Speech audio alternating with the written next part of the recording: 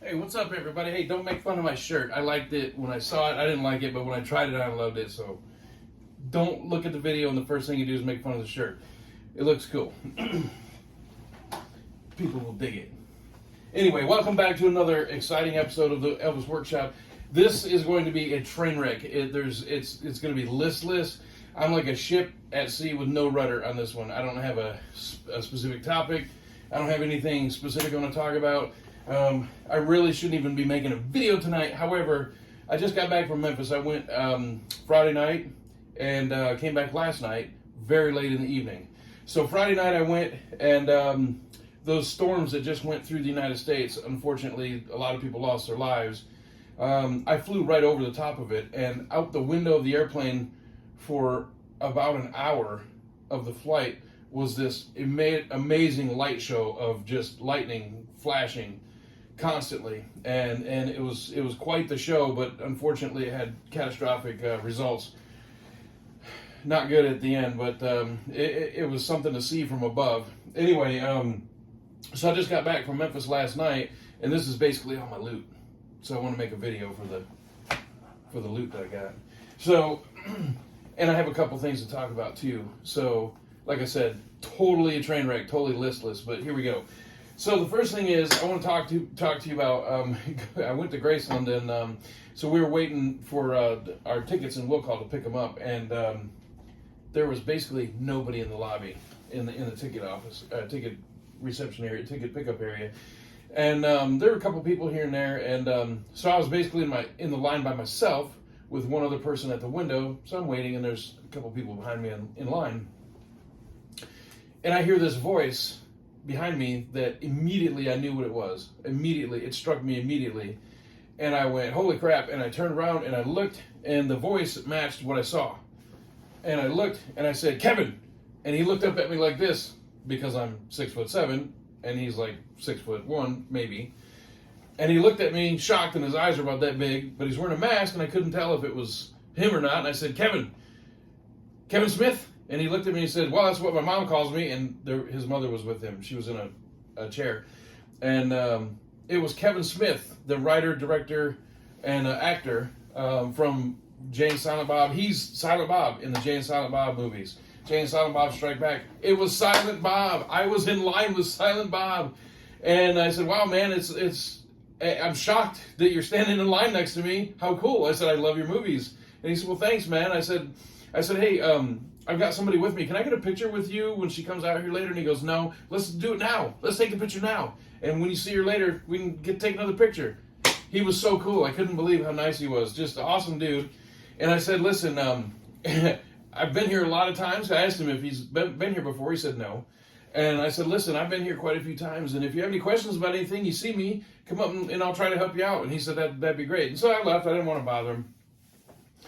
But near the end of the tour, I went through the house and went through the museums and everything. I didn't see him. I wasn't looking for him really, but I didn't run into him, didn't see him. But at the very end, in the entertainment display, basically all the stage outfits that they have out, there he was. And he came up to me and he said, hey, you said if I had any questions for you earlier, you'd help me out. So I have some questions. We stood and talked for about 45 minutes, and we took more photos together. And I cannot tell you how awesome Kevin Smith was. He was just awesome. And the thing that struck me the most about him was that he had his mother with him, and they were going through every display, and he was reading every word to her on every little description of everything and taking his time with her, and they were just in there forever. I went to the gift shop, came back, talked to him again.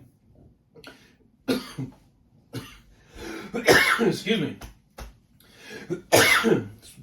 Not COVID. I went and talked to him again, not to bother him. There was a reason anyway, and he was extremely appreciative. And at the very end, I said, "Hey man, it was really nice to meet you. It's just surprising that I'm here at Graceland. There's nobody here. It's me and you." And he said, "You know what? The pleasure's all mine." And he was legitimately a super nice guy, Kevin Smith. Anyway, so that's the first thing I want to talk to you about. So let's get on to some of this stuff over here. So I have a friend of mine, Billy Stallings, the spa guy, as you probably know him. He has a museum that he just recently opened. It's been a few months in Memphis. As soon as you get off the 240 in Memphis, and you exit, and it says Jackson, Mississippi, Elvis Presley Boulevard. As soon as you get off the freeway and you exit, that first right there where that Welcome Center is, if you turn right there, go down about a quarter mile and turn left, he's right there on the corner. So when he announced this, I didn't know what to make of it. Other people have done these kind of endeavors, and some of them are kind of bad, some of them are awesome, some of them don't last, some of them last for a long time, whatever. And I didn't know what to think of it. I didn't know what to make of it. But he is a friend of mine, so I let him know I was coming into town. I wanted to see him. He is a friend anyway, so regardless of what the museum, I wanted to see him. So he came down from Nashville, and we hung out for a little bit, and I was a guest at his museum. And I have to be completely honest, I didn't know what to expect. I didn't know what was inside. I know it's at the location of Connery's studio, one of his studios in Memphis. It's about 2 miles from Graceland, and I didn't know what to expect, really. But what I found inside was a massive collection of archives and really great stories and an amazing presentation. He has put in so much hard work and effort. The gift shop is awesome. He's taking care of every little detail that you would imagine. And I know it sounds silly, but there are bathrooms as soon as you come in, and then there's an ADA bathroom for handicap. He's done every little thing. I know it sounds silly, but he's put in the full effort that you would expect to go into when you see a nice pro level museum. The gift shop is really nice, like I said, and look, I'm not getting paid for anything or any of this. I'm not. There's just nothing. I'm just giving you my honest opinion. If it sucked, I would tell you it sucked. I didn't know what to expect, and I learned so much just going in there in the 45 minutes or so we were in there. I was kind of in a time crunch, so I only had so much time to go in there, and I apologize to Billy. I wish I had more time, but because we just stood and talked for a lot of it, just as friends. But the museum is actually fantastic, and Elvis has been gone a long time. He's been gone longer than he was alive, and there's not a lot of new things coming out. And so to have a new museum, legit new, in a place that Elvis held dear to his heart, a karate studio, it's actually really cool. It's really awesome. So if you're in Memphis and you get a chance, go check it out. And I have a couple things that were purchased there. Got just a little drink glass. There's some cool stuff in there. Got the magnet, touched the gate and everything. Anyway, I know that's who cares. It's a cool cup, but it's just a reminder of what we saw there. Just take the time to go. Don't prejudge it. Just go and see what you think of it. If you like it, you do, and if you don't, you don't. But I promise you, you'll love it. It's fantastic. They put so much hard effort and work into the place. It's fantastic. The environment is very welcoming and very friendly, and it's a great stop on a tour. So anyway, enough with that commercial. Kidding, it's not a commercial. I honestly told Billy that I would talk about it, but I told him I was going to give him my honest opinion. And I get nothing out of it, and that's not what I did this for, but I just wanted you to know that if you're an Elvis fan deep enough and you're watching this video, you would be interested in something like this if somebody turned you on to it. So the Tigerman Museum in Memphis, Tennessee, look it up online, Billy Stalling, Spa Guy, whatever, use the power of Google and figure it out. So let's get into the loot that I got. So I went to Sun Studio, and I got a bunch of stuff. I got, who cares? I know you don't care, kidding. So basically, I got some FTDs that I was missing, and a couple books. One of the coolest pieces I got, speaking of going to people's places, John Daly is at the Marlowe's. I knew that he had his pawn shop, his store, on Elvis Presley Boulevard, but I wasn't aware of where it was. I knew it was there, I didn't know where. It's at Marlowe's, the old gift shop at Marlowe's. That's where John Daly is now, and he has some great stuff in there. I got this book in there. I have about 200 books on Elvis, and somehow this one slipped past me. It says Elvis Presley, Keeping Them Warm. Let me show you the cover. The cool thing about this book is I live in Las Vegas, Nevada, and I'm always looking for then and now photos just because it's fun. For no other reason than it's fun. So I've seen several photos of the International or the Hilton or whatever you want to call it. Now it's called the Westgate, from when Elvis was there. But this book actually has quite a few photos that I don't recall ever seeing, like of the valet area. Let me give you a quick look. Like that. And that area has not changed at all. Not a bit. There's marble out there, and the veins in that marble is the same today. Like this, for instance, see all the veins right there in the marble? That's all the same. So this book will be awesome for doing then and now photos. All my friends in Australia, Adam, love things like this. So I picked that up for a very good price. Thank you, John. And then I got an Elvis concert ticket. This is from Charlotte, North Carolina, February 20th, 1977. Elvis concert ticket. Let me give you a little look. Sorry about the glare. There you go. Got a good price on it. Thank you, John, for that. And I've got a little idea for this thing here, so that'll be cool. Anyway, let me skip ahead. A couple of weeks ago, or last week, I think I did a Christmas video, LPs, and I couldn't open this because it wasn't mine. It belonged to the Memphis mansion, actually. But in Memphis, I found this at Walmart. I never go to Walmart, but it was a Walmart exclusive, and I've gone to 3 or 4 Walmarts in Las Vegas, couldn't find it. Went to Memphis and finally found one copy. So now here it is, it's open. I told you in the video it's a splatter, so I just want to show you the record as a follow-up. So it looks like that. Christmas colors. Anyway, I have not listened to it yet, but it is a legacy release. I'm sure the sound is fantastic. I'm going to listen to this as soon as we get done. Monday Night Football's on, but I don't need the volume to watch it, so I'm going to listen to this. So another thing is, when I was at the gift shops, I picked this up, which I know, just a sun trinket. I'm a record fan, an LP fan. This is awesome. So when I go shopping for records, I like to take a bag with me. I don't like the plastic bags that you get.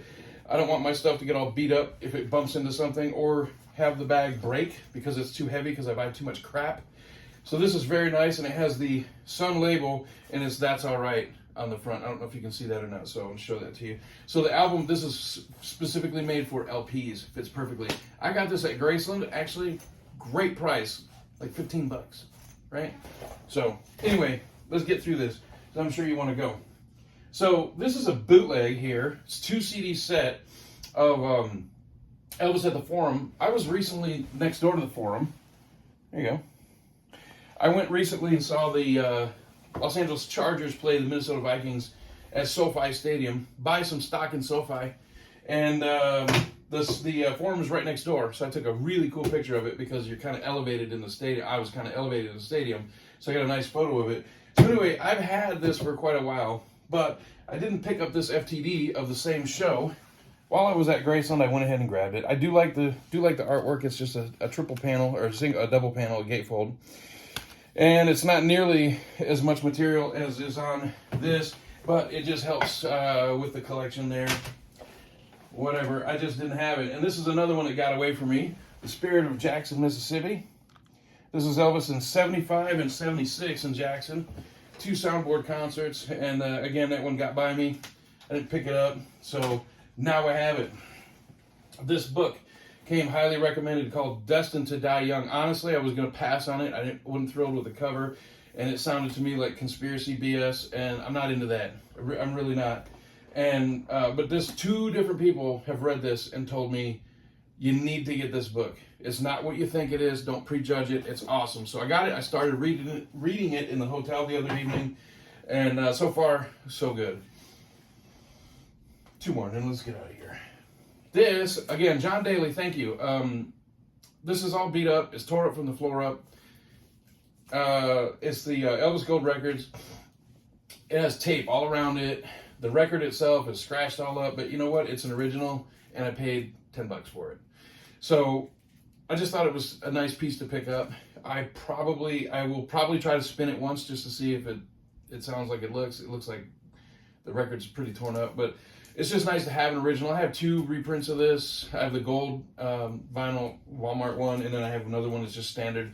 So this isn't going to get much mileage, but I just wanted to have it just to have it. So, you know, it's nice when, you know, the for us, what do they say, the for the fans, by the fans.